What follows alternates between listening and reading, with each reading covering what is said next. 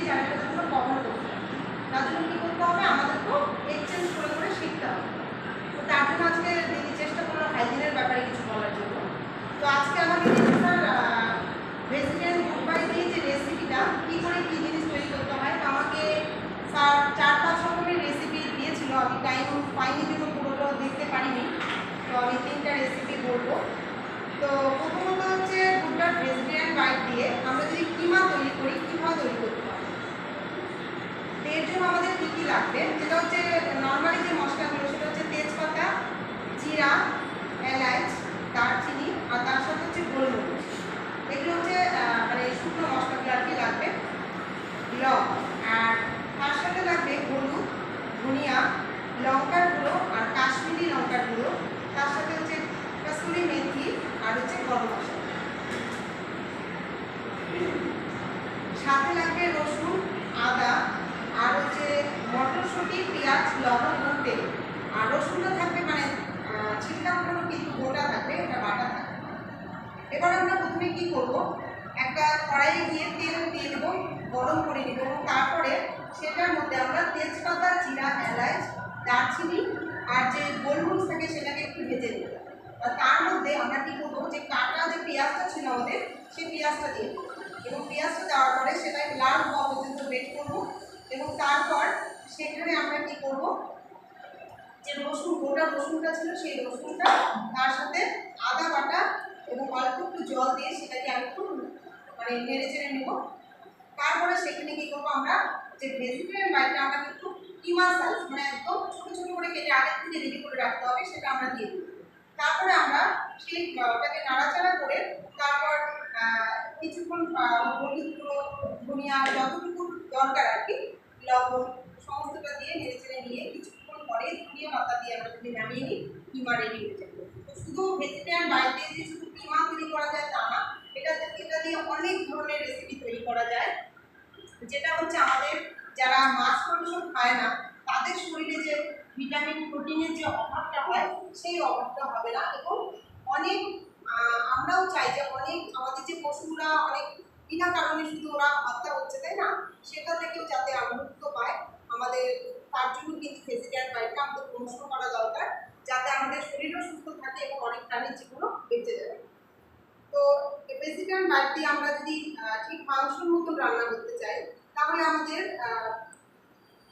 2 চামচ দই নিতে হবে। যে ভেজিটেরিয়ান ডায়েটটাকে আমরা মাংসর আকারে কেটে নিব এবং তারপর সেখানে এটা মেরিনেট করার জন্য ওখানে 2 চামচ দই, তার সঙ্গে রসুন পেস্ট করা এবং রেড চিলি পাউডার যে থাকে ওটা নিয়ে সুন্দর করে মেখে আলাদাভাবে 10 থেকে 15 মিনিট রেখে দিতে হবে।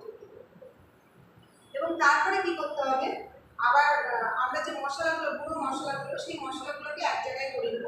তার জন্য 1 চামচ জিরা পাউডার, আধা চামচ ধনিয়া পাউডার, আধা চামচ মিট মশলা, আধা চামচ চিকেন মশলা আর আধা চামচ গরম মশলা, আর তার সাথে হলুদ গুঁড়ো এবং 1 চামচ কাশ্মীরি লাল মির্চ। এটা কী করবো, আমরা এক জায়গায় জল দিয়ে বাটির মধ্যে গুলে দেবো।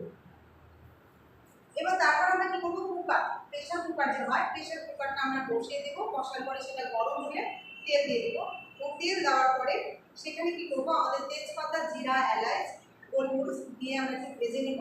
তারপরে কিছুটা পেঁয়াজ দিয়ে দেবো, আদা আর রসুন পেস্ট করা দিয়ে দেবো এবং তারপরে কী করবো, আমরা যে মশলাটাকে গুলে রেখেছিলাম সেই মশলাটা দিয়ে দেবো। তো মশলাটা কিছুক্ষণ রান্না করার পরে আমরা প্রথমে টমেটো ছোটো ছোটো করে কেটে টমেটো দিয়ে দেবো। যারা টমেটো খেতে ভালোবাসে না তারা দেবে না।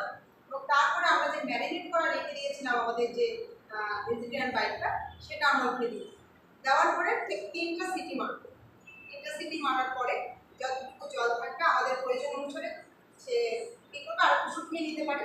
তারপরে একটু ধনিয়া পাতা থেকে নামিয়ে নিলেই ব্যাস রেডি। তার সাথে একটু গরম মশলা দিলেই সুন্দর একদম মাংসের আকারে হয়ে যায়। এবার আমরা ভেজিটেরিয়ান বাইট দিয়ে মোমো তৈরি করতে পারি। সেটার জন্য আমাদের কী লাগবে, যেরকম মোমো যারা বানাতে পারে তারা কিন্তু মোটামুটি জানে যে মোমো তৈরি করতে গেলে কী কী লাগে। তো সেম সব কিছুই লাগবে। তার সাথে আমাদের ভেজিটেরিয়ান বাইটটা আমরা যদি চাই মিক্সচার মিশিয়ে গ্রাইন্ড করে ওটা গ্রাইন্ড করার পরে আমাদের এখানে কী কী লাগবে, তেল লাগবে, পেঁয়াজ লাগবে, রসুন লাগবে, আদা লাগবে, লবণ লাগবে, চাট মশলা, বাটার, বাঁধাকপি আর অল্প জল, তার সাথে হচ্ছে লঙ্কা আর একটু বিট লবণ। এবার আমরা কি করবো, কড়াইয়ের মধ্যে কড়াইটা আমরা সুন্দর বেশি করে একটু গরম করে দেবো। তারপরে ওখানে কি করবো, আমরা যে আদা রসুন যে আমাদের লঙ্কা আমরা পেস্ট করা ছিল ওগুলো সব দিয়ে দিব। ওটাকে একটু নাড়াচাড়া করার পর আমরা প্রেসিডেন্ট বাইটটা যেটা আমরা পেস্ট করে রাখছিলাম সেটা দিয়ে দেবো। এবং দেওয়ার পরে ঠিক 5 থেকে 10 ml ভিনিগার, ভিনিগার দেওয়ার পরে আমরা সেটাকে সুন্দর একটা গন্ধ আনার জন্য আমরা বাটার দিচ্ছি। যদি একটু বাটার দিই তাহলে কিন্তু সুন্দর একটা গন্ধ আসে।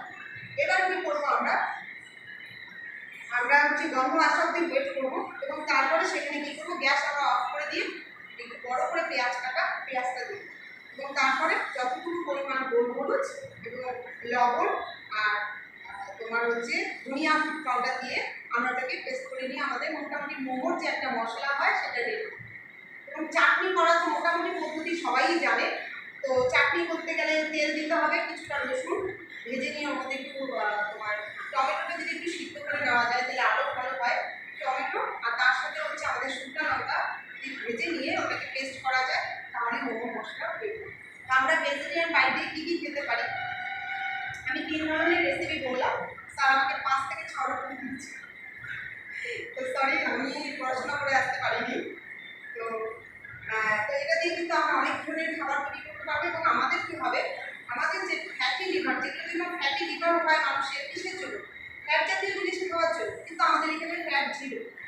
আমাদের কিন্তু ফ্যাট, এই খাবারটা যদি খাই আমাদের এক্সট্রা যে আমাদের শরীরে যে চর্বিগুলো জমে সেই চর্বিটা জমবে না আমরা যদি ভেজিটেরিয়ান খাই। তো চেষ্টা করবো বুকডাটের আরও যে জিনিসগুলো আছে সেগুলো নিয়েও পড়াশোনা করার, এবং ভবিষ্যতে চেষ্টা করবো আমার দ্বারাই যদি কেউ যদি একটা জিনিস শিখতে পারে তাদেরকে শেখানো। কারণ এটা একদম মানে শুধু নিজে শিখলে হবে না, আমাদের স্বার্থপরের জায়গা নেই। আজকে এমন একটা সংস্থা যেখানে যে স্বার্থপর সে কোনোদিন টিকবে, যে স্বার্থপর সে টিকতে পারবে না।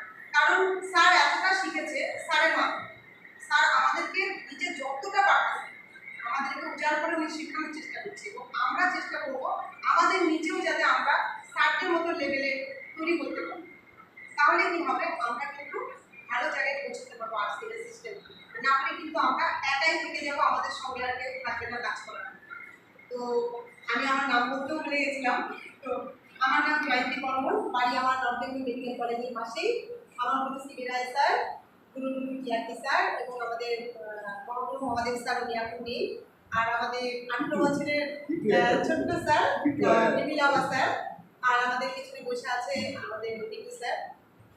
আর সব থেকে বড় যার বিষয়ে না বললেই নয়, আমার বাবা। কারণ উনি যদি আমাকে সিস্টেমের কথা না বলতো আমি স্যারদের কথায় হয়তো আসতাম না, হয়তো একটু টাইম লাগতো। যতক্ষণ মানে যত তাড়াতাড়ি আমি চলে আসছি সম্পূর্ণটা বাবার জন্যই। কারণ বাবাই এমন একজন মানুষ, মা এমন একজন মানুষ যাকে চোখ বন্ধ করে বিশ্বাস করা যায়, যার ফলে মাথা রেখে চোখ বন্ধ করে ঘুমানো যায়। তো সে যদি আমাকে এই সিস্টেমের কথা বলছে তো অবশ্যই সিস্টেমে কিছু আছে। তো তার জন্য ওনাকেও অসংখ্য ধন্যবাদ আমাকে এত সুন্দর একটা সিস্টেম আনার জন্য। তো স্যার বেশি দেরি করবো না।